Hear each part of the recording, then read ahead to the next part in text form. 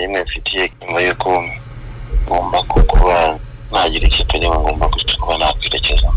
Oya sogwa ko nta kipe iri mu gihe tuganira ariko nuko biri muri gahunda zanjye zo kuba nafata umwanzuro wo kuba ntareka kugira ikipe nyine nerekezamo kubera ko byari muri gahunda zanjye nyine zo kuba narekera gukina umupira w'amaguru. Sinavuga ko ari igihe runaka kubera ko biri muri gahunda bitewe n'izindi gahunda zanjye mfite ngiye kuba nakwerekezamo kuba nakora, ariko muri kino gihe umupira nyine nakibarizwamo nyine. Birumvikana ashobora kubangira n'umupira ariko bishobora kugorana bitewe n'uko nashobora wenda kuba nazikorera hano mu Rwanda cyangwa hanze y'u Rwanda. Oya hano bihuriye kubera ko igihano ntabwo cyatuma umuntu akina umupira w'amaguru kubera yuko wari umwuga umuntu asanga akora mu kazi ka buri munsi, ariko nta byabihuriye. Ni ibintu bimaze igihe, sinavuga ko ari ibintu mushobora kuba nekereje mu gihe gitonya, bimaze igihe kuva kera cyane. Hari igihe umuntu afite intego, hari n'igihe umuntu afite gahunda y'igihe ashobora yarekera gukina umupira igihe runaka. So rero iyo ntego n'ikintu nari mfite nyuma ko aricyo kintu cyaba kigeze. Nawe nabashije kuba nabiganirizaho kubera yuko nyine numva ko bari kuri decision zivuye kuri njyewe. Urikumva yuko nta muntu yigeze mbasha kuba nabibwiraho kubera yuko nyine numva ko biri ngombwa, ndetse ko muri gahunda zanjye ko numva ko ngomba kuba nabihagarika.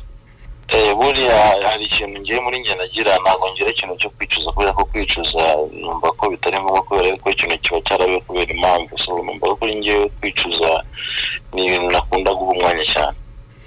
Ikintu cya mbere kizanshimisha ni uko nyine abantu babashije kugira icyizere bakambonamo ububasha runaka, biri mu bintu bya mbere nzahora nibuka bizanshimisha igihe cyose.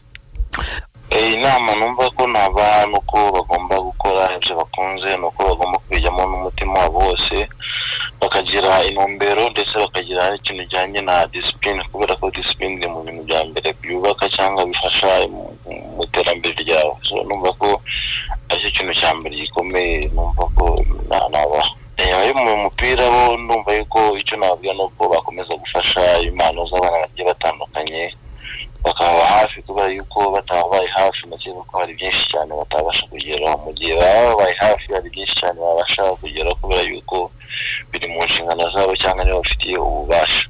Abakinnyi cyo numva ko nabagiraho inama nuko nyine bakomeza gukora ndetse bakomeza no kwitanga mu byo bakora byose, bakagira icyo bita kubaha, kumvira inama z'abatoza cyangwa z'abayobozi babo, ko biri mu bintu byazabafasha mu buzima busanzwe cyangwa no muri kariyeri yabo baba bakirimo.